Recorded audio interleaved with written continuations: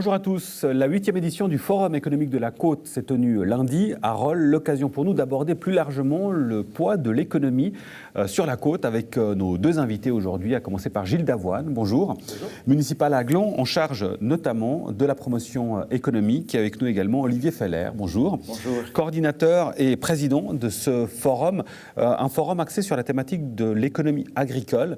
On a tendance à l'oublier, mais ça représente un point important, en l'occurrence sur la côte. Alors l'agriculture est un domaine important de l'économie. Évidemment, si on tient compte du produit ou de la part de l'agriculture au produit intérieur brut, au PIB, cette part est relativement modeste. Mais l'agriculture, c'est un domaine essentiel parce que nous devons tous nous nourrir. Et la question qui se pose, c'est de savoir quelle est la part de l'alimentation que nous consommons en Suisse, quelle est la part qui doit être produite en Suisse. Aujourd'hui, cette part est de 55%, donc 45% de ce que nous mangeons est importé de l'étranger et 55% de ce que nous mangeons est produit en Suisse. Est-ce que nous voulons maintenir cette part? Est-ce que nous pourrons maintenir cette part de 55% à l'avenir? C'est une des questions que nous nous sommes posées, notamment dans le cadre de ce forum. Et c'est justement aussi pour ces raisons-là que c'est un sujet hautement politique. Alors c'est un sujet hautement politique parce que la nourriture est un produit de base dans toute communauté humaine. Et la question qui se pose, c'est de savoir si l'agriculture peut être soumise au libre marché, n'est-ce pas, aux règles strictes du libre marché, ou si l'agriculture doit être soumise, doit être traitée de façon particulière, dans la mesure où ce n'est pas un domaine économique comme un autre. Pour ma part, j'ai tendance à penser que l'agriculture ne peut pas être soumise aux règles capitalistes dures, aux règles du libre-échange pur et dur, parce que l'agriculture, c'est un domaine particulier. Nous avons besoin de produire nous-mêmes une part de ce que nous consommons en termes de nourriture. C'est une question de sécurité alimentaire. C'est aussi une question probablement de qualité des produits. Aujourd'hui, il y a une attente de plus en plus grande de la population, des consommateurs, vis-à-vis de la qualité des produits, vis-à-vis de la manière dont les produits sont fabriqués. Il y a également une attente à ce que des transports ne polluent pas trop. Et c'est clair que lorsqu'on importe des produits agricoles de l'étranger, eh bien, il y a un coût lié au transport qui est important. Il y a un coût également en termes environnementaux. Oui, naturellement. Gilles Davoine, pour prendre un peu de hauteur sur la question globale de l'économie dans la région, quand on pense à l'arc lémanique, on pense souvent à Genève ou à Lausanne, qui sont des pôles économiques importants. On a parfois tendance à sous-estimer le poids que représente l'économie entre Genève et Lausanne. C'est évident que nous avons quand même de plus en plus d'entreprises qui souhaitent déjà sortir des villes. On a vu ça dans les dernières années. Voit que maintenant, avec notre réseau de transport public, l'autoroute est un petit peu saturée, certes, mais enfin, je veux dire, le train dessert parfaitement bien Gland, Rolle, Nyon. Les transports publics donc performants, une qualité de vie qui est parfois meilleure effectivement qu'en ville, moins de bouchons quand même très nettement que lorsqu'on doit arriver au centre-ville. Donc on a vu pas mal d'entreprises sortir de ces villes et puis venir effectivement dans la périphérie ou dans l'arc lémanique entre Genève et Lausanne, et puis on essaye d'en bénéficier, bien que pour l'instant pour Gland, c'est effectivement un des défis de notre ville et que je dois relever en tant qu'en charge de la promotion économique, parce que nous peinons encore un petit peu à tirer directement les entreprises à Gland même. Alors justement, Gland c'est particulier parce qu'il y a une situation idéale, vraiment à cheval entre Lausanne et Genève. Est-ce que là où le bas blesse, c'est peut-être un déficit d'image de Gland? Sûrement, notamment un déficit d'image. C'est la première explication effectivement qui me vient aussi à l'esprit. C'est vrai qu'on n'est pas les seuls à être entre Genève et Lausanne. On a Nyon juste à côté, on a Rolle avec le A1 qui a fait en sorte d'attirer aussi les entreprises. Nous avons aussi peut-être un petit retard par rapport à ça. C'est la raison pour laquelle nous avons décidé d'engager un délégué à la promotion économique qui a été validé dans le cadre de mon dernier budget. L'idée effectivement de pouvoir maintenant nous positionner comme certains l'ont fait peut-être un petit peu avant nous, et puis d'essayer de creuser ce déficit d'image où on a toujours cette impression que Gland est un peu la cité dortoir, qu'il ne s'y passe rien, ce qui n'attire pas forcément directement les entreprises, en effet. Olivier Feller, on ne l'a pas précisé, mais on le sait, vous êtes aussi conseiller national PLR. Du côté de Berne, est-ce que ce poids économique de la région, du district de Nyon en l'occurrence plus précisément, est-ce qu'il est compris ? Je crois que le poids économique de toute la région lémanique, ce poids économique est compris, il est parfois craint. lors de certains débats fiscaux, des parlementaires suisses alémaniques ont tendance à dire lorsque une solution est favorable à Zurich et à l'arc lémanique, c'est une bonne solution pour la Suisse. Je pense qu'il y a 20 ou 30 ans, on se contentait de considérer que si une solution est bonne pour Zurich, elle est bonne pour la Suisse. Donc aujourd'hui, nous sommes un acteur économique important, respecté, ce qui peut parfois aussi susciter quelques crispations ou quelques jalousies lorsqu'on parle de péréquation financière ou de modalités fiscales. Voilà, et on reviendra sur des questions politiques liées à la fiscalité, notamment avec le fameux projet fiscal 17 tout à l'heure. Mais j'aimerais voir avec vous, Gilles Davoine, sur quelques données. En ville de Gland, est-ce que vous avez des chiffres sur le nombre d'entreprises ou d'emplois qui s'y trouvent ? Oui, on a un petit peu plus, on a 1094 entreprises au 31 décembre 2017. Ça représente un peu plus de 5500 emplois, 5593 si je me fais erreur. Ça peut bouger assez vite. Donc, ce sont des chiffres assez importants, mais c'est vrai que c'est beaucoup. Alors, on est content de ce tissu économique glandois qui est très, très varié. Mais c'est vrai que ce sont beaucoup de petites entreprises. Finalement, on me dit toujours à Gland, ouais, mais à Gland, vous avez Swissquote. Je dis, oui, on a Swissquote, c'est juste. Et puis, citez-moi la deuxième grosse entreprise qu'on a. Alors, on a les ONG aussi, ça, le WWF, l'UICN, on nous les cite. Mais c'est vrai qu'après, eh bien, on peine à aller trouver quelques autres entreprises. Alors, on en a d'autres, c'est vrai. On a un groupe Perrin, un Perrin Frères, avec Ronki, avec PQR Béton, des entreprises comme ça. On a le Centre Chiliguer, qui en termes d'emploi, c'est beaucoup. On a la clinique La Linière, par exemple. On a donc effectivement nos entreprises, mais c'est vrai que le Swissquote reste le phare, celui que tout le monde a en tête, l'entreprise que tout le monde a en tête, et puis après on aimerait en attirer quelques autres de ce type-là. Oui, et il va falloir jouer des coudes, Olivier Feller, parce que la concurrence, on le sait, elle est très forte. Elle va être d'autant plus forte à l'avenir que ce sera une concurrence réelle au niveau européen, en tout cas, alors qu'elle est déjà présente au niveau suisse. Alors on sent que d'autres pays prennent des mesures pour attirer des entreprises. On parle beaucoup de l'Irlande, par exemple. On parle de l'Irlande. Il y a évidemment les mesures fiscales, en particulier fiscales, qui ont été prises récemment par les autorités, américaines. Il y a également Emmanuel Macron, la France d'Emmanuel Macron, qui souhaite baisser progressivement les impôts qui ont déjà... Enfin, la France d'Emmanuel Macron a déjà commencé à baisser les impôts qui concernent les entreprises. Elle va continuer à le faire. Donc on constate une constellation dans laquelle la concurrence fiscale va s'accroître, et donc notre pays se doit d'être compétitif pour maintenir la fertilité de son économie et l'emploi. C'est aussi indispensable, non seulement pour maintenir l'emploi, mais aussi pour éviter des sanctions. On a évoqué il y a quelques mois le fait que l'Union européenne nous avait placés sur une liste grise en raison de notre fiscalité, donc nous ne sommes pas suffisamment transparents en lien notamment avec la fiscalité des entreprises. C'est en lien, c'est dû aux statuts fiscaux cantonaux particuliers qui sont aujourd'hui plus conformes aux normes internationales et qu'il s'agit d'abolir au travers du projet fiscal 17 dont nous allons beaucoup parler ces prochains mois au Parlement. Oui, justement, le projet fiscal 17, c'est le nouveau nom de RIE3, la réforme de l'imposition des entreprises, troisième du nom, qui a été refusée, on le rappelle, au niveau fédéral, par contre accepté dans le canton de Vaud. Ça, c'est un enjeu, Gilles Davoine, qui est quand même important, surtout aussi pour les communes, on n'en parle pas assez. Au niveau des cantons, c'est une chose. Il y a des grandes villes qui haussent le ton ou la voix. Lausanne, par exemple, qui a fait comprendre qu'il y avait des dizaines de millions de francs potentiellement de pertes. Pour Gland aussi, c'est un enjeu majeur.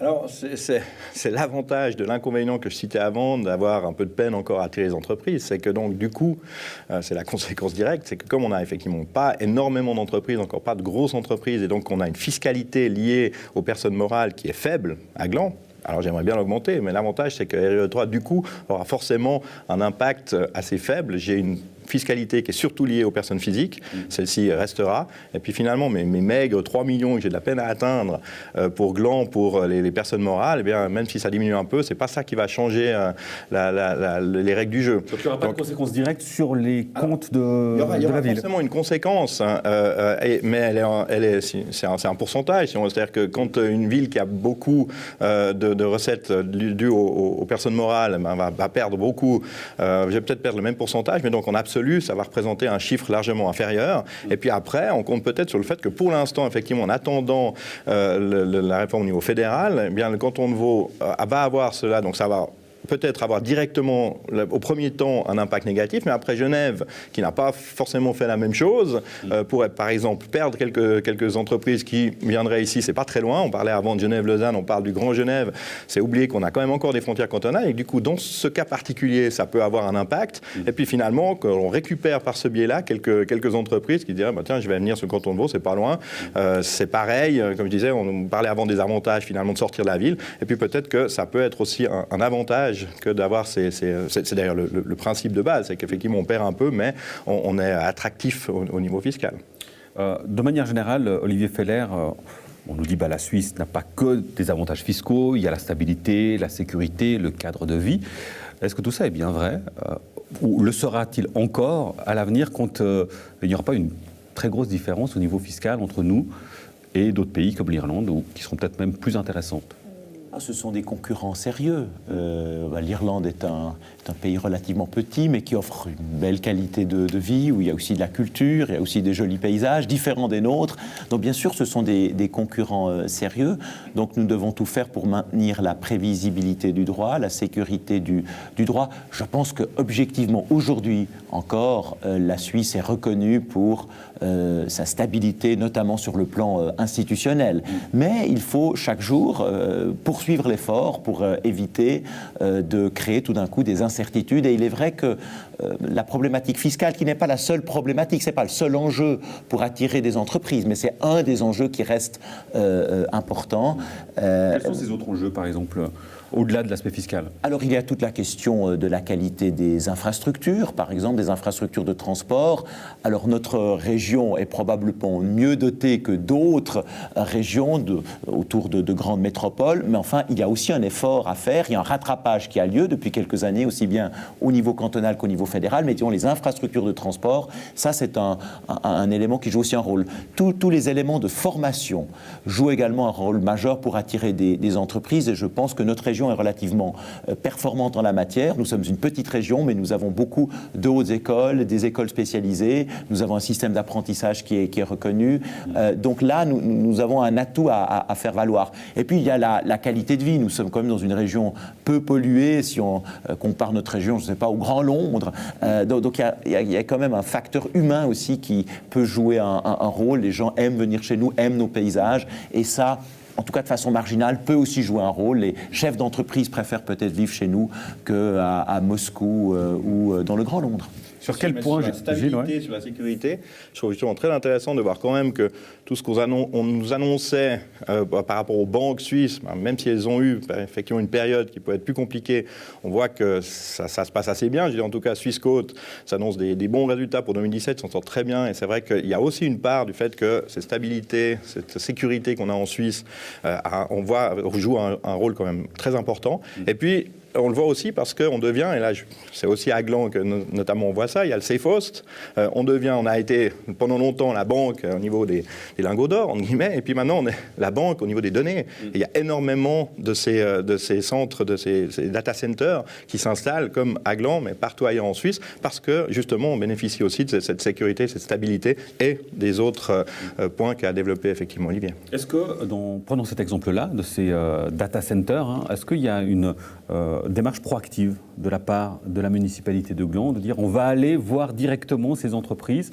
à l'étranger, par exemple, pour leur vendre les conditions à Gland? Il n'y a en tout cas pas encore, parce que ça sera mon délégué à la promotion économique qui sera justement chargé de ce genre de choses. C'est vrai que pour l'instant, en étant municipal, des sports, des finances, domaine et forêt, promotion économique, j'arrête pas d'être partout, et c'est vraiment quelque chose c'est un métier de terrain. Il faut avoir le réseau, il faut être sur le terrain, il faut être au contact des gens.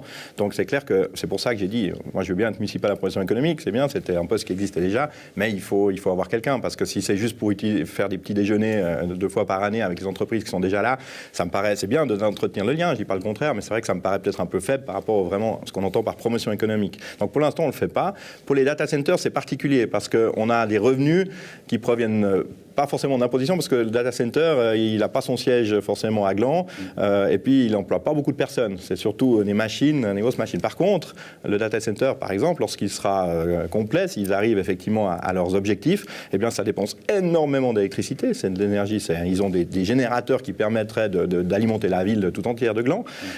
Pour eux, si jamais ça tombait en panne, tant que c'est pas en panne, la SEI s'est fourni cette énergie, tout va bien, il n'y a pas de souci. Et on a une taxe sur l'énergie qui nous est rétrocédée. Et quand c'est des volumes de cette ampleur-là, eh bien, effectivement, c'est là-dessus qu'on va toucher passablement d'argent grâce à un data center et pas forcément sur l'imposition, parce que là, ça nous échappe passablement.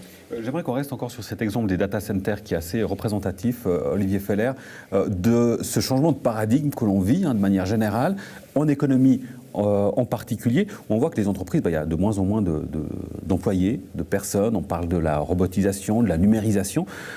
Est-ce qu'au niveau politique, dans les hautes sphères, notamment en l'occurrence pour la Suisse à Berne, on a conscience de ce changement de paradigme et que finalement, ce n'est pas parce qu'une entreprise va s'installer en Suisse qu'il y aura à l'avenir des milliers d'emplois à la clé pour autant? Alors, c'est une question que nous nous posons. Est-ce que les emplois qui disparaissent pour de bon, ou est-ce qu'ils seront remplacés par d'autres types d'emplois? Et s'ils sont remplacés par d'autres types d'emplois dans d'autres secteurs économiques, dans d'autres entreprises, est-ce que ce sont des emplois qui ont le même profil ou non?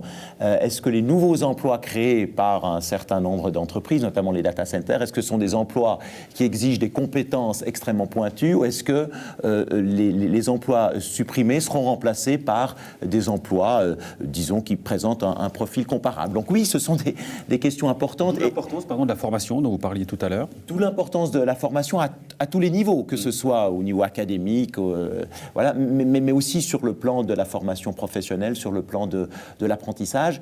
La robotisation à laquelle vous faites allusion soulève aussi la question du financement des assurances sociales et de façon générale des collectivités publiques. S'il y a, par hypothèse, moins d'humains qui sont appelés à travailler, il y a moins de revenus qui leur sont versés, donc moins d'impôts encaissés. Donc il y a des personnes qui n'ont pas la réputation d'être de gauche, comme le professeur Xavier Auberson de l'Université de Genève, qui considère qu'il faudrait se mettre à taxer les robots. Je ne sais pas si c'est une idée qui aujourd'hui est susceptible de majorité, mais ce sont des réflexions qu'il s'agit de mener. Mais je suis plutôt confiant dans l'avenir de l'espèce humaine. Il y a eu régulièrement, pensons au XIXe siècle, régulièrement des révolutions, des changements, des ruptures. Et en général, l'être humain a été suffisamment talentueux pour faire en sorte, peut-être après des moments de tension, pour essayer de recréer une harmonie, notamment sur le plan de la vie en communauté. Mais bien sûr, les personnes qui ont une formation modeste ou qui n'ont pas de formation seront exposées à des défis particuliers. Et comme vous l'avez dit tout à l'heure, c'est pourquoi à tous les niveaux, la formation doit être et doit rester une priorité de notre pays. Gilles Davoine, au niveau des communes du district de Nyon, est-ce qu'il y a une concurrence réelle? Prenons Nyon, par exemple, de manière générale, dans les éléments économiques, pour attirer une entreprise, jusqu'où on va? Alors, il y a une concurrence, évidemment, ça c'est sûr. Après, elle fait partie, je dis, on ne sent pas un combat entre la ville de Gland et la ville de Nyon. Il y a chacun, effectivement, essaye de jouer de ses atouts au mieux. Et puis, c'est vrai que là, comme on le disait au tout début, on voit un petit peu le déficit d'image de Gland. C'est vrai qu'on a une ville plus petite, on a quand même moins de trains qui s'arrêtent, et puis on n'a pas de bord de lac, on n'a pas un château, on n'a pas un centre-ville avec une rue piétonne. Tous ces éléments-là font effectivement que Nyon peut jouer de ces éléments-là, et puis que nous, on va jouer sur d'autres éléments. Lesquels ? On va par exemple, Nyon, on voit avec sa population et puis son système, les feux qui ont fait beaucoup parler, encore dernièrement même sur cette antenne, avec les commerçants qui sont pleins toujours, et bien ça a par exemple pour effet que certaines personnes se disent qu'à Gland c'est plus facile, on entre plus facilement à Gland, on se parque plus facilement à Gland, tous les parkings sont gratuits pour l'instant, oui, mais c'est à nous de travailler justement sur ce genre d'avantages-là que nous avons, parce que Gland, on nous dit toujours, bon, tout le monde est sur l'avenue du Mont-Blanc, mais c'est le principe, c'est-à-dire qu'elle est effectivement un peu saturée tôt le matin et puis en fin de journée, et puis le reste du temps, finalement, ça va très bien. Et puis surtout, le reste de la ville de Gland est très calme. Vous entendez partout les oiseaux qui gazouillent, alors qu'on est quand même une ville de 13 000 habitants avec justement ces activités nombreuses et variées. Et donc ça, c'est par exemple un avantage sur lequel on peut essayer de travailler encore un peu. Si je vous comprends bien, c'est aussi de dire, a priori peut-être ce que certains peuvent considérer comme un défaut, est au contraire une qualité. C'est tout le jeu, c'est d'essayer de transformer nos défauts en avantages. Très intéressant l'appréciation de Gilles Davoine qui rejoint un peu la mienne. Il y a les éléments fiscaux, les éléments liés au transport public, les éléments liés à la formation pour attirer des entreprises, mais la qualité de vie joue aussi un rôle. Et si Gland offre à la fois des infrastructures quand même intéressantes, y compris en matière culturelle, puisque le théâtre se développe, mais en même temps encore un certain bien-être, un certain calme qui peut faire du bien dans l'agitation permanente dans laquelle nous vivons. Et je pense que ça, c'est aussi un facteur qui peut jouer un rôle pour attirer des entreprises, comme le dit Gilles. C'est mon credo depuis que je suis à la municipalité, de dire notamment avec des infrastructures sportives, avec la culture, donc créer cette âme qui manquait peut-être en ville de Gland, qui semblait manquer parce qu'en vérité, on le voit, on a effectivement énormément de choses au niveau culturel, on a énormément de choses au niveau sportif, on en crée encore. Les gens se plaisent à Gland, sont bien à Gland, mais c'est vrai qu'à l'extérieur, on a une image mauvaise, et puis c'est l'extérieur, c'est les entreprises qui ne sont pas encore là, qui regardent ça et puis qui se disent « Ah, c'est pas terrible ». En vérité, c'est vraiment là-dessus qu'on doit travailler, mais c'est là-dessus que moi je travaille personnellement avec toute la municipalité évidemment, mais avec Medicaster, notamment le sport et les finances, pour dire non, il faut vraiment investir. Il y a de l'investissement à faire dans les infrastructures, on parle de cette patinoire régionale, ce genre de choses qui vont permettre vraiment de se détacher définitivement de cette image vieille, maintenant de 30, 40 ans de cité dortoir, mais qui colle toujours un petit peu à notre peau. Bon, il suffit de se promener dans les rues de Gland pour voir à quel point les choses bougent, évoluent. On peut citer par exemple le quartier de la Gare, qui est assez représentatif de ces éléments-là. Et de manière générale, l'essor très important démographique, notamment de tout le district. C'est un point qu'on voulait aborder, mais on arrive déjà au terme de l'émission. Ça passe vite. Merci beaucoup, messieurs, pour votre participation. Merci à vous pour votre fidélité. On se retrouve la semaine prochaine pour un nouveau débat et de nouvelles aventures. Bonne suite de programme sur Nyon Région Télévision.